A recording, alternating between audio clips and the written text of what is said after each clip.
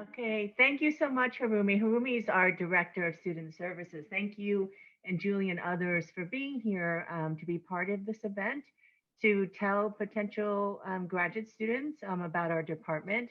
I am Serena Chen, as Harumi said. I am a social personality psychologist in the department and also the current chair of the department.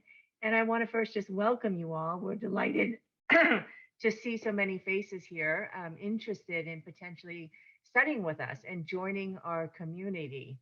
I'm going to tell you a little bit about our department, maybe tease you a little with some questions, exciting questions that are being tackled by faculty and graduate students and undergraduate students in our department. And then we'll go on with the program here.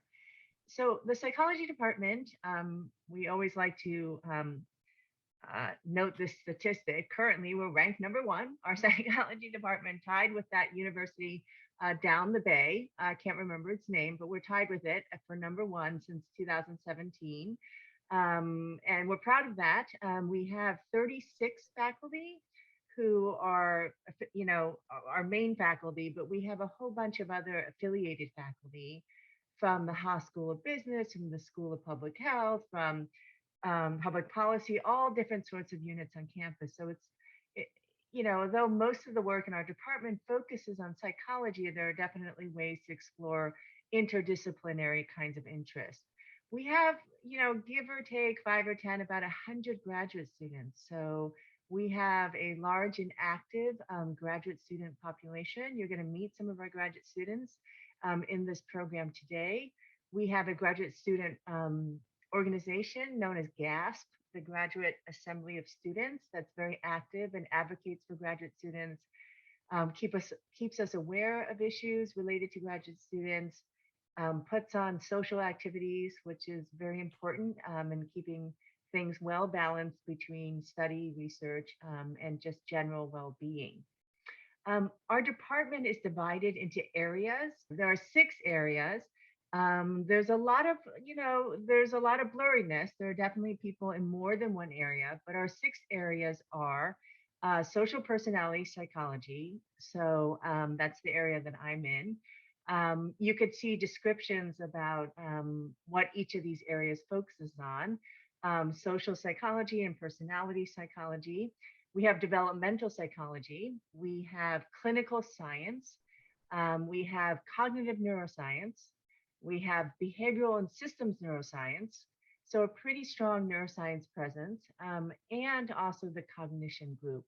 And you can just tell from the labels of these different areas that there is a lot of blending across areas, and it's not unusual for graduate students to be admitted to one area, but perhaps collaborate with faculty and graduate students in other areas.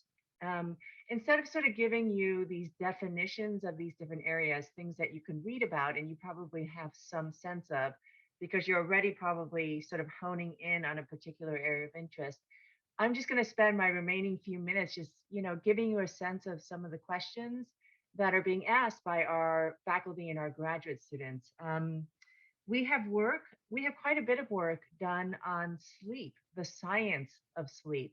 In fact, we have two of our faculty, one in the cognitive neuroscience area and one in the clinical science area, both of whom are renowned sleep researchers looking at the science of sleep and really trying to understand the role of sleep, for example, in mental health and psychopathology, in well-being on the flip side. Um, our cognitive neuroscience faculty who works in sleep is really interested in and really advocates for the importance of sleep and not just mental health but physical health, linking poor sleep to things like our ability to learn, our ability to retain memories. These are things that are important in graduate school and elsewhere. Ability to consolidate things that we learn throughout the day is really linked to a great degree to our how well we sleep, the amount, but also the quality of our sleep. There's also some really interesting research, important research, linking up the quality of sleep to more serious kinds of diseases, such as Alzheimer's disease, that showing, for example, that poor sleep leads to the accumulation of certain kinds of toxins essentially in the brain that are associated with the onset of things like Alzheimer's. So really important, relevant kinds of questions having to do with sleep, something we all need to probably get more of. So just one example, sleep domain, lots of research going on there. We have research going on related to race and inequality, systemic racism, individual level racism, what we can do to combat uh, racism in our society, and more broadly, how to understand the consequences of inequality in wealth, education, healthcare access, and so forth. To just give you one example of research that's being done by Jason Akunafua, who's one of our faculty in the social personality area, he's been really concerned with racial disparities in the disciplining of Black students in the K through 12 educational system, demonstrating, as much public health data have shown, that there are racial disparities, that Black students are disproportionately more likely to be disciplined in our American school system, and disciplined more severely. In Jason's work, he's really interested in developing interventions where he actually goes out to schools out there in the world, working with teachers and principals, for example, teaching them ways to empathize with the experience of being a Black student in a majority white school system, and how these relatively brief interventions can really help to reduce the racial gap, the racial disparities in teacher and higher level administrative discipline. So really important work out there using basic science applied to the real world, in this case, in the educational domain. I'll give you one more example of an area of research that many people work on in the psychology department, and that's the area of emotions, the feelings we have: gratitude, awe, happiness, disgust, fear, anxiety, stress.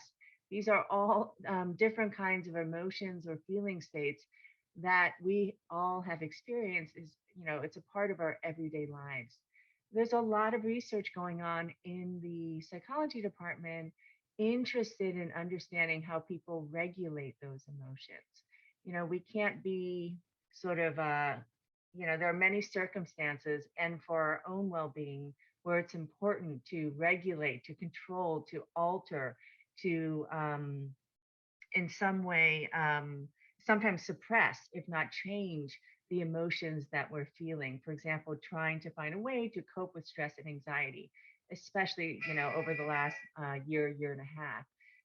Our researchers are interested in all sorts of questions, but really interested in, for example, developmental and cognitive factors that might contribute to better and worse emotion regulation strategies. What sets up kids and later adults for being able to regulate their emotions in ways that are better for their physical and mental health? So a lot of work going on in emotions. I really encourage you to take a look.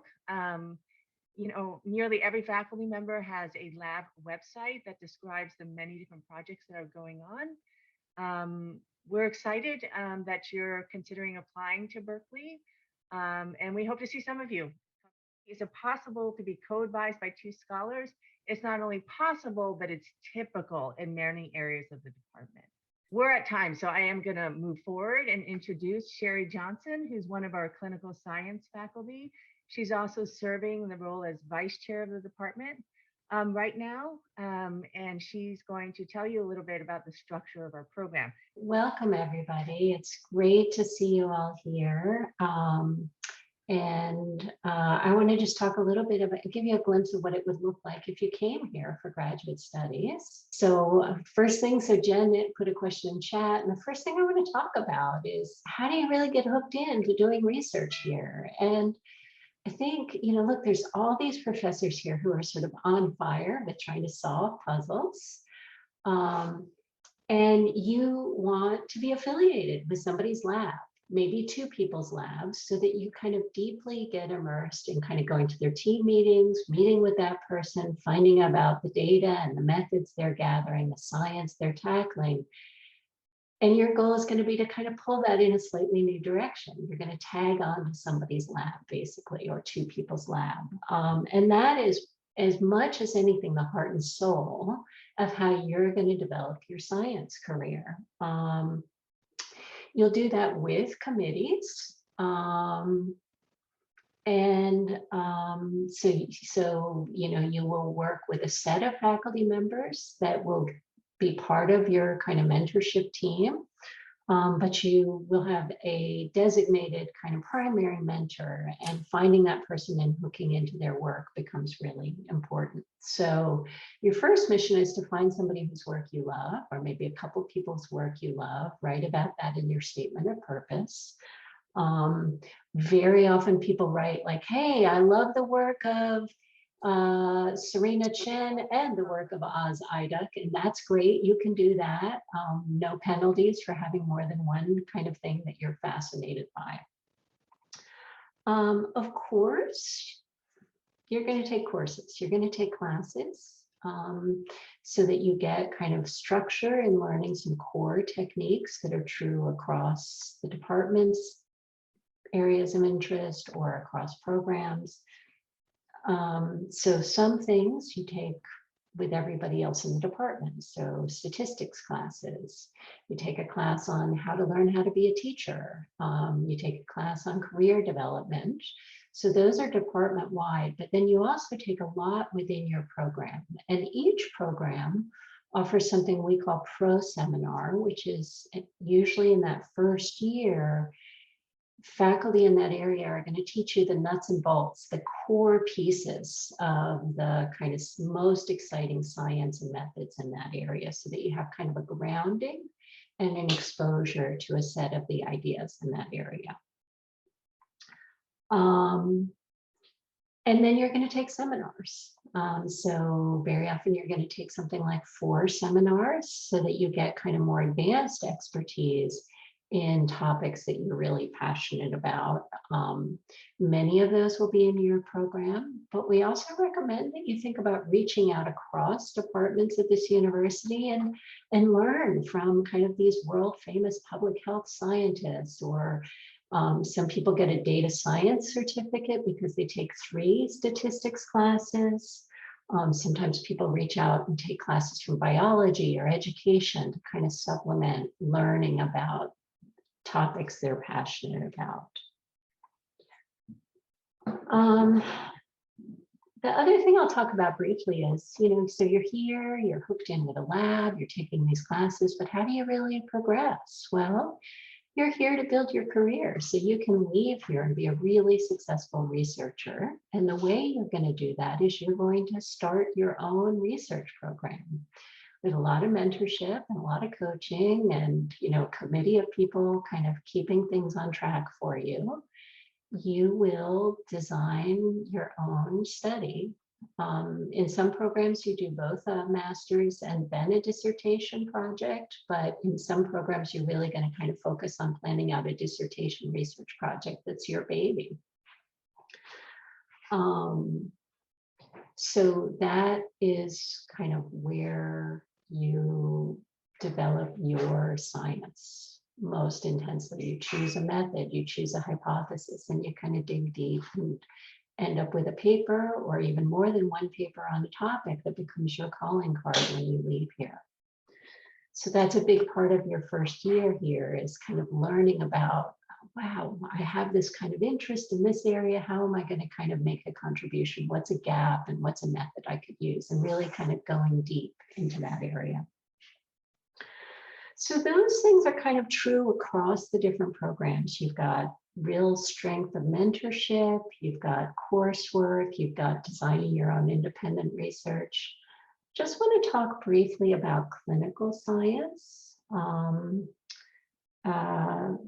because that's a little different, because we're training people to do science that can contribute to clinical work, to understanding how to treat and assess psychological disorders. And so to do that, you would, if you were in clinical, also take courses in assessment and therapy. You'd work within our in-house clinic to practice those skills. You'd go do an externship in the community, like at the local VA or at other community clinics for a year, where you'd operate as a therapist in the community for a day a week. And then you'd go on internship for a full year. So clinical is a little busier. It's a little different set of demands, but that's part of the program. I see that there's an overwhelming 15 questions in chat.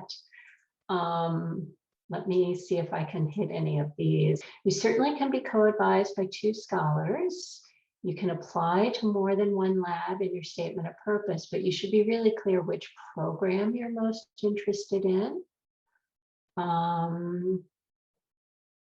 Even if somebody is from another program, make it clear which program you're applying to. So for example, very often people are interested in, hey, could I work with you, Sherry, and then also work with Sonia Bishop because I love her cognitive modeling, computational modeling of psychopathology. Sure, but we need to know whether you're coming into clinical or planning to kind of have her as the kind of as a non-clinical program mentor. So just think about your preferences for which program you're most intrigued by. You usually can't get an MFT as you study for your PhD here. And part of it, I think, is a little bit of, we're looking to really immerse you in psychological science. And so you're going to be pretty absorbed. So many people in their life get more than one degree, more than one career. But think about this as something that's going to be kind of your be all, everything you're kind of absorbed by for a set of years. And I think you'll be happier if you allow yourself that space to just really absorb yourself in this. You can get a PhD in psychology without getting a master's degree. The master's degree is an option along the way, and many of our students are not particularly invested in getting a master's. We're really recruiting for people who want to get a PhD because that's the degree that kind of opens the doors for academic science usually. So really think about this as a program that's designed around getting your PhD. We recruit lots and lots of people who have bachelor's degrees in other areas. There's a lot of, for example, people who come in with a background in sciences. Like I have somebody in my team who was a biologist and worked in biology for years and then said, no, I want to come in here. I have somebody on my team who was a playwright and fell in love with psychology. He got experience for a couple of years in psychology, as did the biologist. So people sometimes end up doing coursework or working for a year in the field to show that they're kind of really committed to this area, but there's no one path that you need to have to do this. Test of the earthquake warning system. No action required. This is a test. We're having our earthquake shakeout day. I just got a notice that I should be ducking and covering under my desk. I'm going to skip that, which is really bad form, but c'est la vie. Yeah, so don't worry if you come from a completely different background, but do think about if you're trying to come in from a different background, can you take courses or get some research experience in psychology, even as a volunteer, to kind of move it forward and show some depth of skills. I don't think you need to reach out to potential PIs. We list on the website whether people are taking applicants, and so you can use that to kind of figure out if they have openings. Let me switch from answering some of these questions. We'll come back to these questions, but I want to kind of talk a little bit more globally about the program and also who does well. Who are we shopping for here? And I think that it comes down to a couple of things. Obviously, if we're looking for people who are really bright, and there's lots of bright people out there though. And so that's not really going to be the kind of dividing line of who's happy here. I think what we're really, the people that I think are most happy as grad students and most thrive here are people who just have an incredible level of passion and curiosity about the field. They find a puzzle or they find something they want to know about, and they kind of dig deep. They wake up in the morning thinking, oh, I wonder if it works like this. I wonder what else I could read about that. I wonder who I could reach out to and ask about that. Like they have this kind of need to know. And so if you're a person who, when you get intrigued by a puzzle, tends to kind of want to know more and want to figure it out and want to know, how do we solve that? That's a really good indicator. And then the other thing is kind of a willingness to hunker down and learn. In your time here, you'll learn about a topic area that's really something you focus on. You'll learn about a technique that you're using to solve problems in that area. You'll learn about complicated statistics. And each of those is just going to mean a bit of kind of hunkering down and going deep. And so think about whether that's something that you tend to enjoy, because that's how you'll spend a set of years in your life. Let me introduce Mahesh. Mahesh is a professor here with a focus on developmental psychology. He's really been just a great member of our community, and I want to give him a chance to talk to us as well. Thanks, Sherry. And it's great to see everybody here. Excited to tell you about our department a little bit more, and hope that many of you will be interested in enough to apply to our department. So I've been asked to talk about a couple of things. The first thing is to just talk a little bit about some of the different career trajectories that our graduate students take.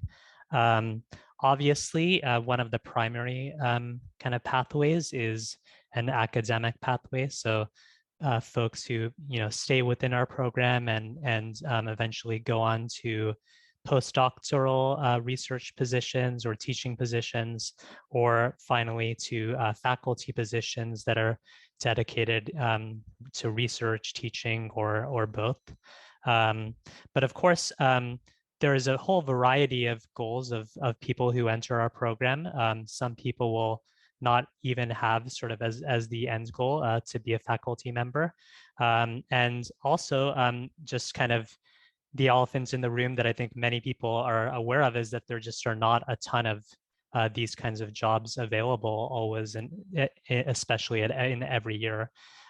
So it's something that we really make an effort, and we're trying to make more of an effort within our department to do, to really have an open conversation between the faculty mentors and the students about what their goals are. Are they hoping to stay in academia? Are they hoping to do industry or some other kinds of career? And to really check in with them and to connect them to the resources that they need to really succeed and learn more about that pathway, and to really have a good opportunity to succeed on that pathway. But we do have a really good track record of placing our students in these faculty positions and postdoc positions. Many of our graduates have also gone on to work in industry. So one of the things that's been mentioned already is that you'll receive some training in data science, and there's always opportunity to build on that training while you're here, or even get a certificate in that. And so some of our graduates have gone on to work at places like Facebook and Google. Obviously, those are local kinds of companies close to Berkeley. So there is some kind of networking and connections sort of available there. There also are a number of folks who have gone on to work in science writing and editing, including actually the current editor-in-chief of Scientific American was a graduate of our program. There are folks who have worked in public service more broadly. I was told that actually the Chicago Deputy Mayor of Education and Human Services was also a PhD of our program back in the late 90s. And then folks who are entering the clinical area, clinical area does not actually accept students whose goals are specifically to practice as clinicians, but folks who are doing research in medical settings, who are getting their PhD in clinical, that is another type of pathway. So where they might actually work in, for instance, a medical school and so on. And then I would say that in Mahesh, can oh I yeah, just jump please. in there? Thank you. So if you're interested in the merger of the two careers, like, hey, I'm going to run a unit on depression in a med school where I'm going to do research and clinical work combined and develop new treatments. That's all cool. So don't be afraid of this idea of translational science. It's just that we're not likely to think we're a great fit if you say, what I really want to do is hang out a shingle and be a private practice person. Got it. Sorry. No, thank you. Thank you. And then I would also say that folks who are working in the developmental area, we've had graduates work in the education industry, work with children's museums, and so on. So there's a whole variety of careers there. So maybe I'll just see if there's any questions that have come up in the chat. Well, let's see, there's one. Are we encouraged to teach while also completing our PhD work? Absolutely. It's actually, we expect all PhD students to teach at least 2 semesters, I think is the requirement. And so it's a really valuable thing to sort of get that aspect of experience to do teaching. You'll work as a teaching assistant, and there also can be opportunities to teach your own seminars or courses over the summer, for instance. Is grant writing an additional interest to researching as a faculty member, or is there a concentration within the psych department that emphasizes that? If grant writing, I think I'm sort of getting hung up on that. I don't fully understand the question, sorry. So I will come back to some of these questions a little bit later, or we can address them at the very end. The other thing that I wanted to talk about was the department's commitment to diversity, equity, and inclusion. So I'm on the committee of the department that addresses some of these issues. And that committee was actually just formed last year in the summer. And we are committed to sort of creating and maintaining an environment in which people from diverse backgrounds are represented, valued, and can thrive in our department. And representation is not our only goal. We recognize that really every member of our community has an obligation to really collectively ensure that the research, teaching, and service that we undertake engages diverse population, gives voice to diverse perspectives, addresses real world problems. So this is, ongoing commitment, and we have a lot of work to do here, but I just wanted to share some of the work that we've been doing, some of the progress that we've already made. So already kind of over time, over the last, I would say 30, 40 years, we've made a lot of progress in terms of representation within our department at all levels. So faculty, graduate students, and so on, in terms of, for instance, the percentage of women, the percentage of minoritized individuals, but still gaps remain, particularly at the faculty level. I think the percentage of people of color and underrepresented groups still we're working toward improving. And so we have some really active efforts that we're undertaking in this area. So both in our faculty evaluations and our graduate student application evaluations, we're incorporating diversity efforts prominently into our review. So for instance, at the graduate student level, that involves outreach at the initial stage. So making sure that information about our program is distributed widely, where it can be really seen by students from diverse backgrounds. It involves, several areas, looking at students' applications early on in the process to identify students who have really overcome barriers in their goals for pursuing higher study. students who demonstrate kind of a real awareness of diversity, equity, and inclusion issues, as well as who have a track record in contributing to these issues and helping others overcome them. So that's something that we really value in our department, and we really want to have students who come into our community. We really want those to be the people who really are coming into our community. Another key aspect of our efforts is really making sure that we are able to create an inclusive community and to really retain students from different backgrounds and really have an environment in which they can thrive. So there's a couple of initiatives along those lines that I think are helpful here. So one is that we have a mentoring program for incoming graduate students. So this is like a big SIB, little SIB program. So basically a student, when they come in, will be paired up with a more senior graduate student. And this can be really helpful because there's a lot of, institutional knowledge specific to Berkeley, how things work here, or there's also sort of more general kind of knowledge about the quote unquote hidden curriculum, the way in which things work in academia that everyone might not be privy to. And so having these kinds of informal kind of mentoring kind of connections can be something that can be really valuable. And it's something that we are trying to support going forward. We also have a committee in our department that's focused on fostering community engagement. So they set up things like coffee hours or setting up board games in our general area, in our lobby, where everyone can sort of get together and get to know each other across areas. So it's just a way for students and faculty to build connections across areas and really feel like they're part of a community. Yes. Really appreciate it. I was going to share with folks a little bit about funding. So folks want to know, how much money do I need to be able to be a grad student in Berkeley? And so this is something that is really important for folks to be aware of. Housing costs are high in the Bay Area. So you're going to want to be aware that the total cost of attendance is approximated at $48,902 for the year. This is what our financial aid office looks like.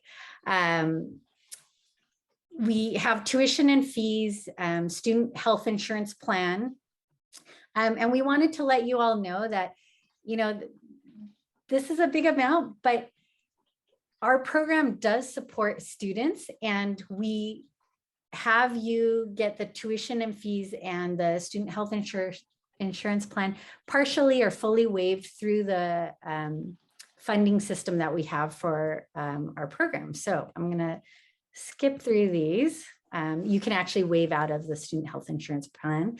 This helps you see a little bit more clearly per semester what the fees are. And I'm going to skip ahead because one of the things that our program does is we have a baseline for the year of support. And that is through tuition remission through your teaching or research assistantship. So all students are guaranteed. This past year was $27,000 for the year in terms of stipend. In addition to that stipend, there was the tuition and fee remission. So these costs you can see here. If you have a GSI that is 50%, which is very typical, part of our program requires that you do teaching so that you get that under your belt. But it's also a way to support students, means that you wouldn't need to pay these fees. The department then kicks in the campus fee and the transit fee, and the health insurance fee is also waived. So essentially you're not paying tuition and fees, whether you're a GSI or a GSR. So then it's really about making sure that you have enough to make ends meet. And again, the department has stipends available through the GSI and GSR ships. There's also other ways to get funding. Students sometimes come in with funding, fellowships, NSF fellowships. A lot of our students get NSFs.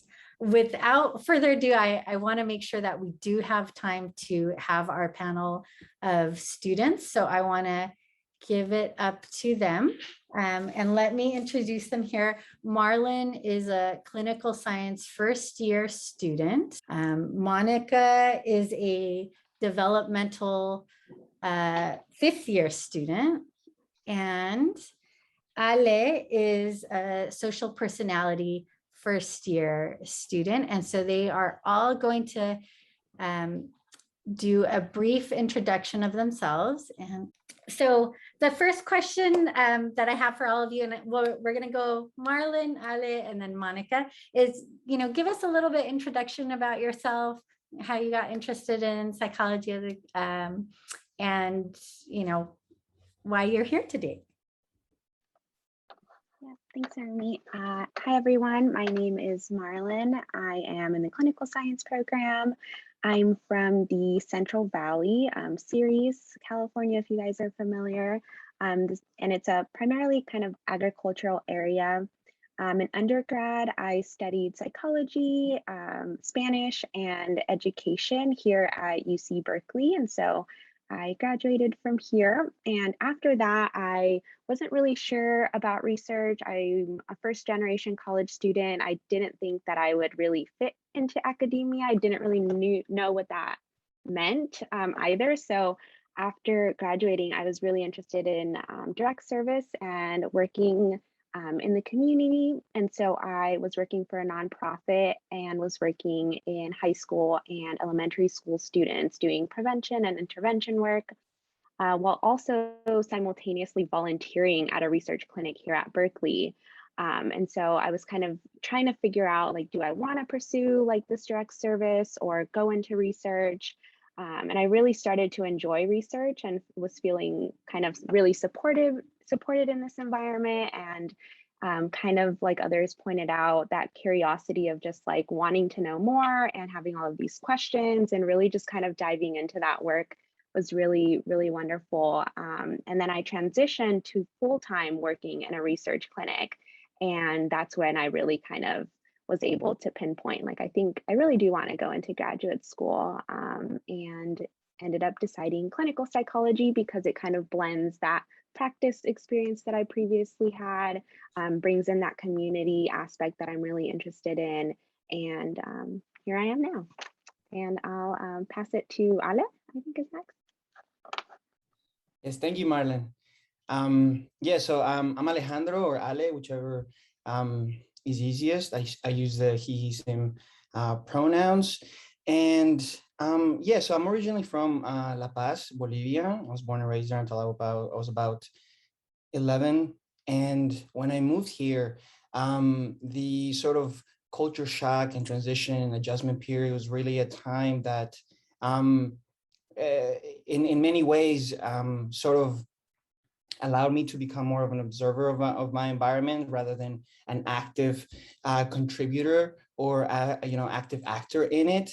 And just noticing certain things that occurred in my my family's emotion, health, behavior, that really sort of like it stirred up a sense of curiosity as to how the person environment interaction really determines our everyday behavior and really determines our lives.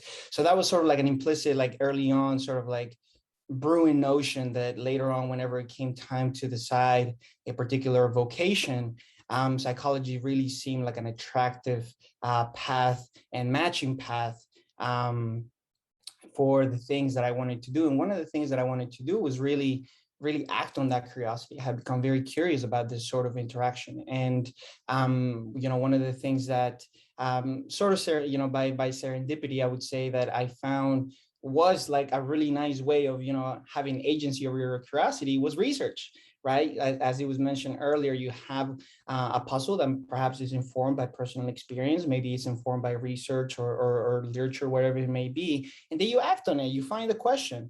And that, during undergrad, that really was something that I became increasingly attracted by. And so I went to 2 community colleges before going to my undergraduate institution. to the four-year institution. And when it came down to choosing this four-year institution, I chose the institution that I went to, Shepherd University in West Virginia, because it had the opportunity for undergraduates to conduct their own research as part of like a senior thesis sort of thing. And that was really attracting to me. So I went over there and did my senior thesis, and thankfully, you know, that came out to be a really nice project that I ended up publishing. And so that sort of, you know, as a first generation, also minority student, there were many things that I didn't know as to how to navigate graduate school, but I knew that, you know, one of the things that came about, again, serendipitously, was the fact that, you know, publishing was very big and was sort of like the thing to do in graduate school. And so this sort of became like a validating source for me to keep pushing harder. Well, later on, after I got out of undergraduate school, I took 1 year off to save for graduate school, primarily because nobody ever told me that you don't have to pay for graduate school whenever you're in a PhD program, right? Then again, going to sort of, you know, alluding to the need for you know, for diverse backgrounds to be in an academic setting, to be able to have these conversations that may not come up if, you know, there isn't the context for it. So I saved, you know, I took a year off, and in this year off, I pursued independent research in my undergraduate institution. And that also became a project that I later on, whenever I went to get a master's, I incorporated as part of my master thesis. And incidentally, I just sent that for pub yesterday. So I'm very excited about that particular project. And so, you know, after the master's, I did my master's in American University in Washington, D.C. And that was it was an inflection point really for me, because I was incredibly lucky to have a mentor who understood the background from which I came. And that was something that I had lacked in undergraduate school. And so that really was an inflection point, not only for my sense of fit within the academic community, but also for my sense of validation as somebody who can thrive in a graduate program. And you know, by various sort of, you know, interpersonal mechanisms, I was able to find Berkeley, and I was really attracted by you know, the work that's being done here, and also by the affirmative action regarding the diversity of its graduate population and its faculty, and also its research. And one thing led to another, and I'm here now, and I am very excited. And I hope that y'all can join us. And I will pass it on to Monica now. Great, thanks. So hi, everyone. I'll try to keep this short, but I'm Monica. I use she, her pronouns. I'm a 5th year in developmental psych, which is crazy to say. Can't believe it's been 5 years here. So I'm happy to also answer questions offline if we don't get to talk about everything. Just I've been in the program for a while.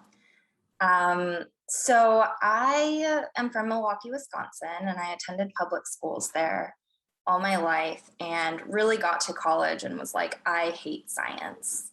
It's all memorization. Everything is reading out of a textbook.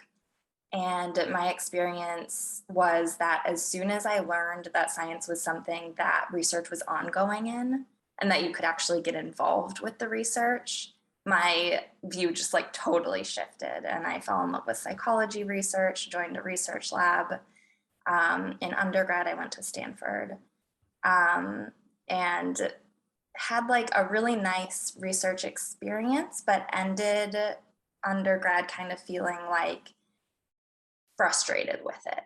So feeling like a lot of my experiences, especially what I had experienced in these public schools, wasn't well represented in a lot of developmental research, feeling like it was really biased toward different perspectives that I just didn't see, just didn't really fit with my experience. So I was kind of like wanted to move away from it, didn't feel great about it. Ended up working in a research lab doing something completely different for 2 years. And during that time, I was complaining to a graduate student in the lab about this research that I was seeing being done. And I was like, I just wish that they would take into account this other research. I wish that they would take into account this stuff I learned in psychology classes, this stuff I learned in sociology classes. And this graduate student was like, why don't you just write a review paper about it? Which I think, to speak to what Ale said, it had never occurred to me that publishing was something that I could do and contribute to. And so I think that experience of like writing a review paper and then seeing it get published was really like changed my perspective. And I think at that point, it was when I realized I have a voice that I can use, and I have questions that I think I can tackle from different lenses than I've seen done before. And I wanted to go to graduate school to do that. So I applied really narrowly, and luckily found Mahesh as one of my advisors, and Sylvia Bungay is the other one. Luckily found advisors who have been really supportive of doing that. Thank you for sharing that. So I think some prospective students might be asking, what made you choose Berkeley versus some other institution? Two big things for me. So I also have a physical disability, which kind of limits my energy levels. And I felt like the faculty at Berkeley, in particular, the people I applied to work with, Mahesh and Sylvia, really respected their students as individual humans and not just as machines who did research and kind of like produced for them. So I think the fit and finding advisors who I thought really respected me was really helpful. And in fact, I remember like my first week at Berkeley starting, and I had a meeting with both Mahesh and Sylvia together. I was really nervous. I had never met with both of them together. We were going to talk about like my research plans, and they were like, so how was your weekend? What did you do? And it was just like, it sounds so normal because now it happens all the time. But at the time I was like, wait, you care? You expect me to do stuff on my weekends and you care what it is? So I think that's a big thing that really drew me to Berkeley. Thank you. Marlon, same question. What drew you to Berkeley? Yeah, I think a couple of things. The first I would say is probably the research and kind of work that I was interested in, and the professor that I was interested in working with was here. And so I work with Allison Harvey, and I'm really interested in dissemination and implementation science within clinical science.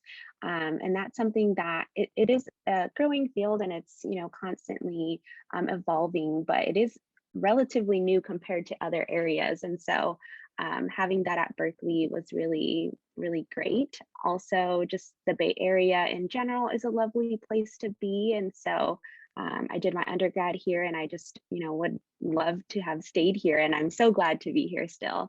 And then lastly, I think while interviewing, I think Berkeley, out of all of the places that I virtually visited, was like the most welcoming and open, I would say, and very transparent. All of their faculty, students, all of the staff members that I interacted with were very honest and clear about kind of what to expect coming from Berkeley. There was no ambiguity about like, you know, this is what you expect, or kind of a sense that you might be surprised with something completely different once you get there.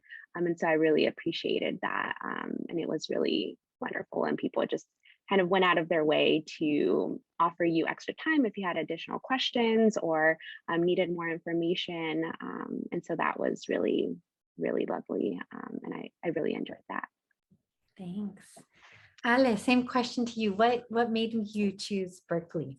I definitely share some of the perspectives, you know, by Monica and Marlon. One of the things that I found off the jump, you know, alluding to Monica's experience also, like I used to think, you know, about the academic community as this very mystified sort of space where, you know, this, you know, you would see professors, you know, last names and like the seminal papers, and it's sort of like this right, this figure that is like so omnipresent, and you know, when it came down to the to the interview, I was like, oh, I have to have all this, this answer to these questions, and I have to, sort of how, what's a mediation, what's a moderation, like they're going to ask me all these technical terms. And then came interview time, and it was so fluid and so welcoming, to talk and to.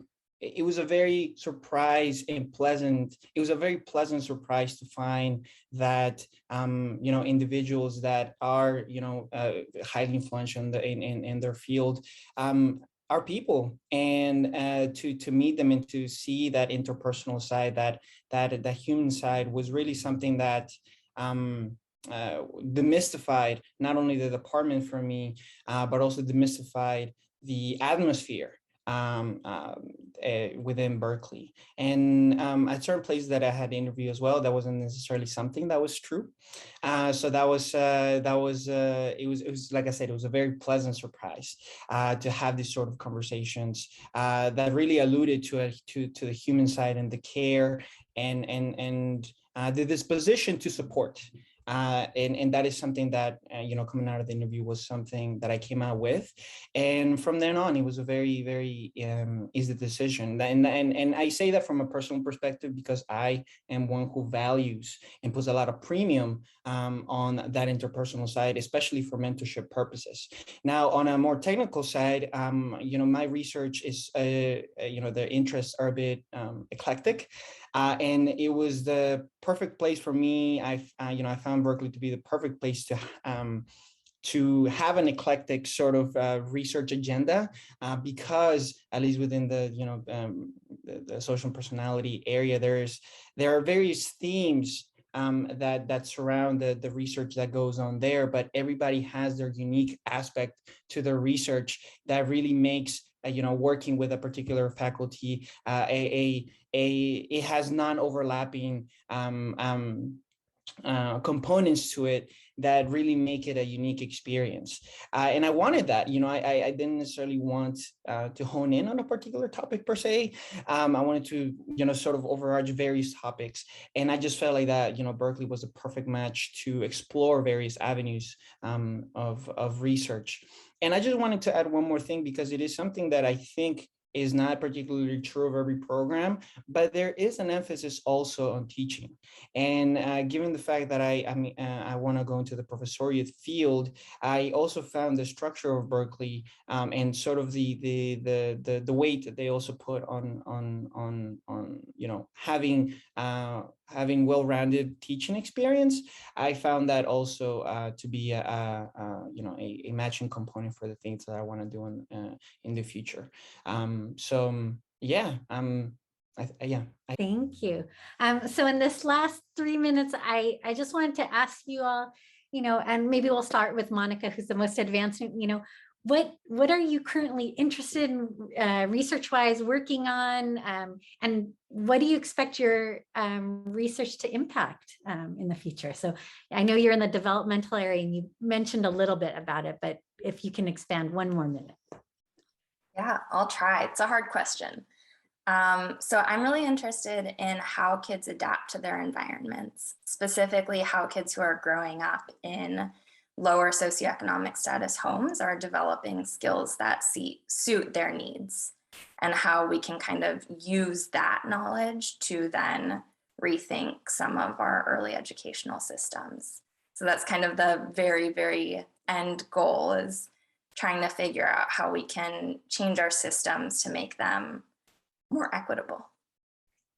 Marlon, I'm going to ask you a slightly different question. So part of when you're applying, you're talking about what research interests you. How did you expand upon that in your personal statements and statement of purpose? Because I think that's what some of the students or prospective students might want to hear. So how did you share what your interests were? Yeah, so I think my interests kind of came very naturally from all of the kind of experiences that I had up until the point that I decided to apply to grad school. So the way that I went about it was essentially kind of explaining that journey and that story, and where certain questions came up for me and how I was connecting them to the research that I was currently doing and that I wanted to do in the future.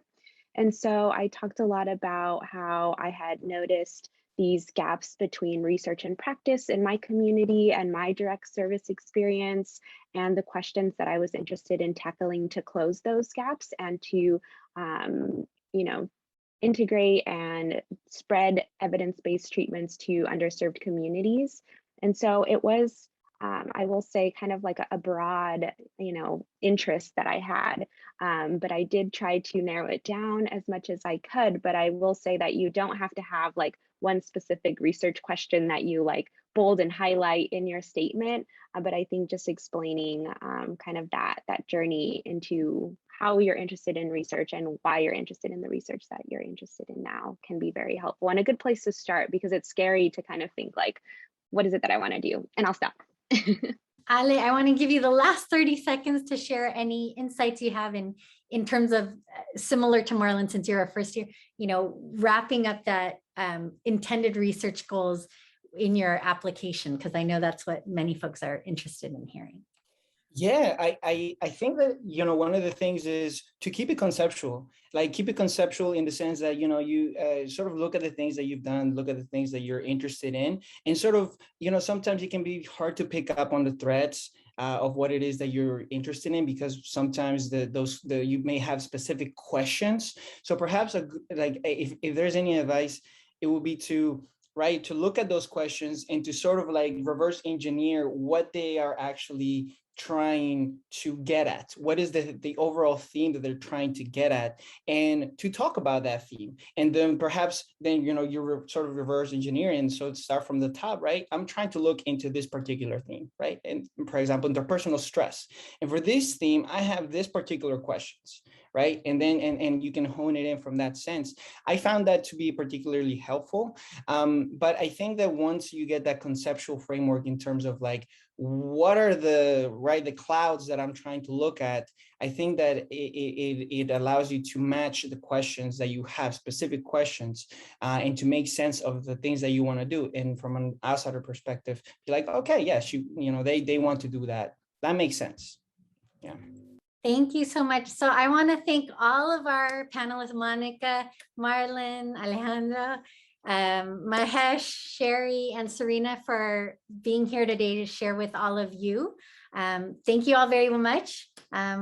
We hope to see your applications. And if you have questions, please send them to psychgradadmissions@berkeley.edu. Thank you all so much.